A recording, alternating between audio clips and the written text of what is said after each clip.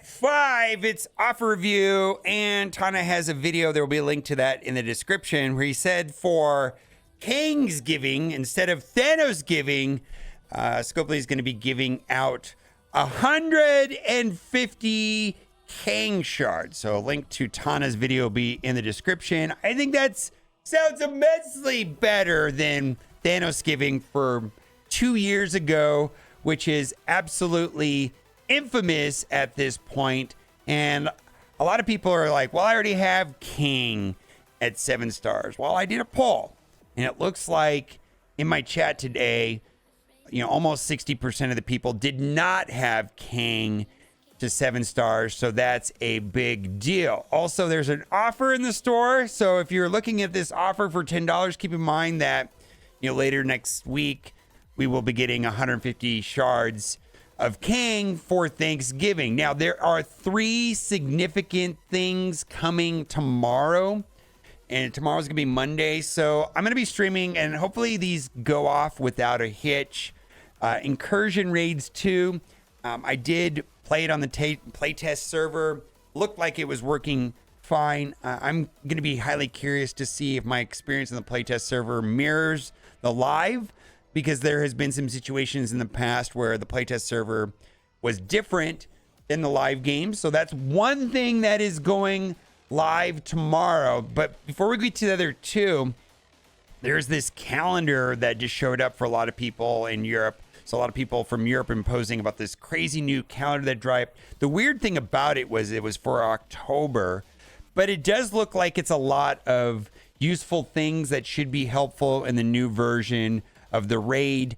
I highly suspect that Incursion 2 is tuned for teams that they haven't sold us yet. And even though there's no restrictions as far as, well, not high restrictions, Blue ISO 3, but there's no Blue ISO 4 restrictions, no Blue ISO 5 restrictions. They also don't have like Mystic node restrictions that were truly horrible in the first version of Incursion. They got rid of that. So I'm looking forward to it. It is going to be hard, though. And it should be hard. I mean, I think it'd be worse if it was simmable on day 1. It's going to be challenging. And my guess is it's tuned for diamonds. It's tuned for new teams and so on. So I'm looking forward to the new challenge. That should be tomorrow. The second thing that is coming tomorrow is they are reworking Diamond Stars because there was low sales. They could say it was combat results, but it was low sales. And so they did 2 things. One, they're boosting the stat boosts. Before Diamond 1 was a 10% boost, and then there was another 10% boost, and then there was a last 15% for a total of 35. Now it'll be a total of 50. And then the second thing that they did is lowered the price. They went from $100 down to $40. Still not buying it. And then the third update for tomorrow is going to be some changes to Alliance War. The most notable is going to be global rules where there's going to be basically room bonuses for Rebirth. So I'm guessing a lot of people will be putting Rebirth on defense. So I wanted to talk about Sinister Six and the Green Goblin trials. Now, I wanted to just say, a lot of people are asking me, how did I get through the city villain? Well, what I did, and this is what I did, is I unlocked Green Goblin Classic, and I went, and then I already have Black Cat upgraded, and I already had Doc Ock upgraded. Recently just unlocked and started upgrading Green Goblin Classic. And going forward, whenever I see Green Goblin, I'm talking about the new legendary one. And then I also took in, Vulture and Mysterio. And so far, I've been very happy with Vulture and Mysterio. Vulture also, a lot of people are taking Vulture into DD6, and I'm hearing amazing things about Vulture and DD6. And Mysterio rework is actually pretty good. Now, this post right here is going to talk about Sinister Six theory crafting, and I have a little bit of different perspective than this person here, but I did want to read it because I thought this was an informed post and it created a good conversation. The title is What I Wish to Discuss. I spent the last couple hours going in depth reading up with the revamped Sinister Six, And I got a good team configuration figured out. Let me know what you think. For starters, all of the non-OC OG members, save for Vulture. And of course, GG and Swarm mostly have two superior 6 allies bonuses during war. All of Electro's new bonuses are war dependent. Mysterio has some new tricks that can be used in any mode. And that's where I'm getting at. And I'll get to that in the video, what I'm going to be doing with my account and what I'm excited about doing. Because it's a little bit different what this person saying in the post, but I do think this post is good. He becomes obscenely better in war, so you might well consider him exclusive to it like Electro. So talking about Mysterio in war. That's my experience. Also, he was very useful in the Green Goblin trials. Shocker gets a few new general use tools. I'm not going to bother with Shocker. The benefit to Shocker is realized with Doc Ock, and Doc Ock typically summons Shocker if Shocker himself is not on the board. And the reworks to Shocker are really like boosts to Doc Ock's kit. Only with war bonus, that thing he gets that he fills either Rhino or Lizard speed bar by 75%. Speaking of Rhino getting 75% speed bar fill, that's what his ult does. But he gets a very interesting war exclusive in his passive. Enemies that have slow can't gain charge. Other thing too about Rhino might actually be a useful plug and play character in war. I've been seeing people, and I don't know how effective it is, but like with Darkhold, putting Rhino with Darkhold to kind of throw off Underworld.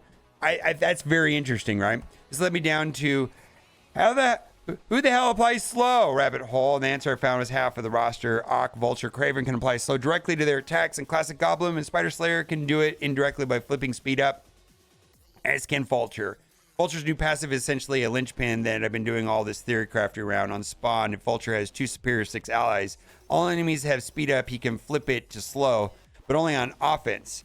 Assume this means war in CC offense and not in arena. I don't know if we're going to be using Vulture in arena, so that doesn't matter. Vulture's the only one ability specifies such a preference, except for classic GG's Awakened abilities, all of them meant for Crucible offense. Knowing this, we now know that regardless of the Sinister Six you want to build, Vulture should get a spot on the attacking side. Vulture is also, people that have been using Vulture, as I mentioned earlier, in DD6 are very happy with Vulture in DD6, and he's relatively inexpensive. Vulture for me was also very useful in the Green Goblin trial. I think Vulture is great. I like Vulture. Taking a look at the rest of the team, we see that Ock doesn't have a preference to offense or defense.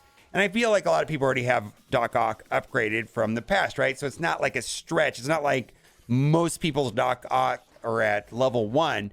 I'm sure some people do, but I think a lot of people have Doc Ock already upgraded. So more than anything else, during War and Crucible, Ock wants to be surrounded by chargeable Sinister Six members. Also, the other thing too is Doc Ock has the Superior 6 tag. So a lot of the kits say have 2 Superior 6. So for me, initially, that might only be Green Goblin and Doc Ock. I'm just saying because they have Superior 6, and then, the rest of them are still coming out. So these members include Doc himself for the chargeable Electro, Mysterio, Classic Goblin, and Kraven.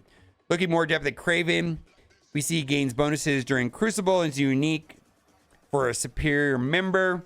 And the max level of his passive requires him to be teamed up with 2 Superior 6 members in order to grant safeguard to everyone. Spider Slayer's max rank passive all grants out a Crucible bonus, increasing damage dealt with offense up. Lastly, there's Lizard. And Lizard is just basically a tank for Green Goblin, right? It's, like there's Phoenix and Colossic. Well, there's Lizard and Green Goblin, right? Lizard is down for Weather War, Crucible Blitz, Arena. He doesn't care. His only preference is to be around Classic Green Goblin, so his level 3 passive can activate should Norman drop below half health, and that's where he'll get the taunt, if I remember correctly.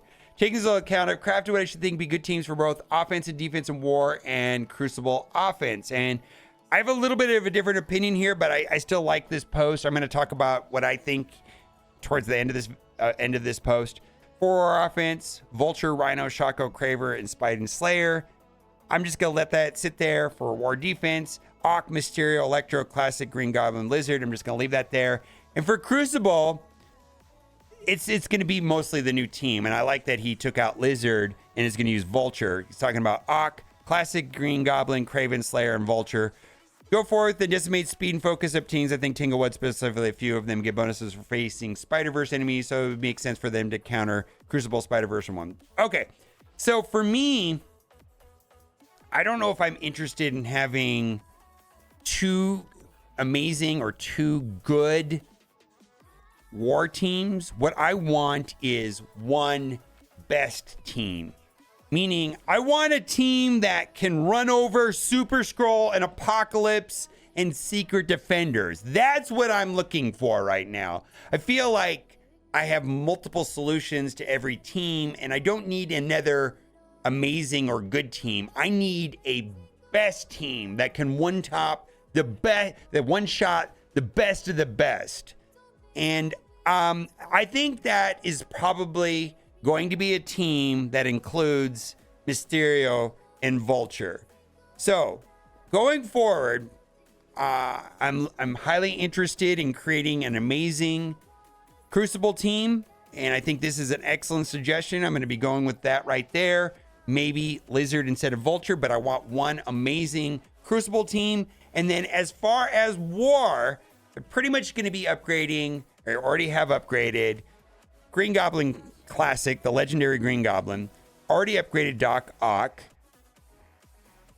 Vulture seems amazing. Mysterio seems amazing. And I'm going to figure out the fifth. But right now, I'm comfortable upgrading Mysterio and Vulture from the Sinister Six. Also, those two helped me get through the trials for Green Goblin. And so that's going to move forward. And it looks like other people kind of had the same thought. I don't think it's worth to try to make two teams for War. And the person that created the post, well, I've already got him upgraded. Okay. Maybe. I don't think a lot of people do. But I, so far, have been comfortable upgrading Vulture and Mysterio. Let's move on. So this is from the Players Voice Council. And they have meetings ever frequently. And they wanted to share with the community what they engaged Scopely with. And I'm going to say that almost everything here, I want to echo and encourage them to continue posting and pushing for, because a lot of these comments have also been in Envoy chat. So it's nice that we're hitting them from two different angles with similar messaging. Shared negative feedback about the community, about events and milestones unreachable without purchases, including the string of power core spending events. They're talking about whalestones. Define what terms like farmability and fountain mean to players and the council's perception, followed up on the Yellow Star availability plan. And the Players Voice Council has these spreadsheets, and they are making sure that Scopely is going to do what they said with the 7 yellow, like characters being available after 6 months. And I think that's great, because when I first read that, when they were pitching the Diamond Stars to the community, I was highly skeptical that they were going to actually do what they said. It almost seemed too good to be true. So far, it feels like they have. Raised a concern around in-game store currency inflows versus costing in stores. Shared feedback on stability and performance issues since the release of 7.5. Now, I don't really know, but it feels like on iPhones, there are lag issues. And then myself personally, I've been having crashing issues, but that has been on an LD Android emulator. I'm not sure that they are the same issue. They might be two separate issues, but a large percentage of player base is not having crashes, but the ones that are hate them, like myself. The crashes are infuriating, and largely I've been enjoying playing the game lately. Like a lot of great game modes, I've been having fun. Push for the ability to get first-time rewards from lower raid levels when completing higher difficulty levels. Like if you jump into an alliance and they're doing difficulty 3 and you've never done difficulty 1 and 2, the first time that you finish 3 for the first time, you should also get 1 and 2, rather than forcing your 23 alliance mates to help you out by doing 1 and 2. It's just kind of a pain. Shared community sentiment surrounding the overflow balance of silver promotion credits as we moved into diamonds. Gave suggestions on how this should be implemented to benefit players with more agency. A lot of people ask me, what are you going to do with your silver promotion credits, or what's the solution to this? And unfortunately, I hope that they do something, but yeah, I've got thousands of them, right? And it just keeps growing every day, and I don't have a use for them. But that's also true with like purple T3 ability materials. I think I have over 200,000 of them. I wonder if Scopely is going to treat it like that, or if they're going to create some sort of store or conversion system. But here's the thing I do know. The longer it takes for them to make a decision, the less likely they are going to make one that is going to involve conversion or getting them to be useful in some way. Because once that number is built up to like 10,000, 20,000, 100,000, 200,000, they're not going to want to do anything about it, because then it's just a flush of a whole bunch of stuff. So I hope that they can come to a decision soon before we have millions of them. If you know what I mean, before we have tens of thousands of them. It's already getting out of hand, and maybe they're just going to forget about it. Shared community sentiment regarding Dark Dimension reruns and what the future iteration rewards could look like, including a well sentiment that these reruns should be limited in the number of times to be rerun for rewards. I have some opinions on that. I'm not going to get into that because I've shared about that, but I think this is over. I see this a lot, so we'll let it go. Flag the community desire to see Alliance recruitment features implemented to the website as promised before year's end, and discuss content for current and future game modes, events, and shared feedback. Discuss console playtesting, current and future game modes, and shared feedback. Fantastic. Also, a lot of people have been asking, where is the Road Ahead preview part 2? Archangel said, no. Has the preview part 2 been canceled? No. Coming soon, possibly next week. Stay tuned. We'll update next week. Now, I don't believe that means this week, because this week is Thanksgiving and I'm not expecting anything this week. Maybe it's the following week. Also, don't be like me. Did you forget your incursion energy? And you know what I wish they would do? I wish they would, on the home screen. I'm going to switch to the home screen here. I wish on the home screen they get rid of this 27 out of 150, 23. Just get rid of it, right? Leave the plus sign, leave the arrows, but then have the arrows like fill up. And so they'll be like a thermometer. So like when you're at half energy, this lightning bolt will be like half full. When you're at max energy, it would be all the way full. Maybe it'll flash or have an outer glow ring to it. That way they can save space by getting rid of this 27 out of 150. And then they could also include the incursion energy, right? Come on. I just thought of that right now. Let's make it happen. Can we get an increase in the amount of T4s we're earning? Yes. Feels like I need a lot more T4s. Reworks will do that also. Also, there is a almost daily gold orb dual offer right here. And on Sundays, it has an extra million in it. I don't buy these, but if you're a buyer of these, looks like it's a better deal on Sunday. I'm not in the market for Elite 6s or Elite 5s anymore, but this is a dramatic reduction. I feel like the only thing I'm interested in is Elite 7s. And then lastly, every day for the last couple days, I think this is the 4th day, there's been a 10 for 10 at the bottom of the store. Run, don't walk. Go spend your 10 power cores on 100,000 4s. It allowed me to take Green Goblin to Blue ISO 4, so it definitely helped. Let me know what you think in the comment section. And as always, thanks for watching. Bye for now.